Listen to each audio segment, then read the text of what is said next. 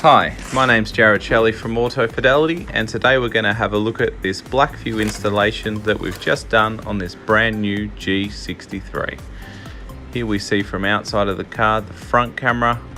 If we run around to the back of the car, up the top of the windscreen we'll see the rear camera.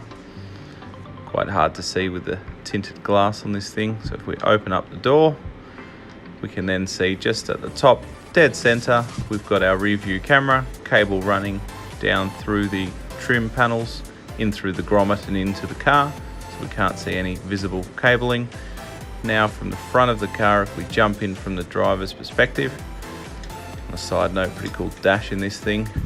As we look up to the camera, notice it's nice and neatly tucked out of the way, so it doesn't distract us from our day-to-day driving, but still very functional.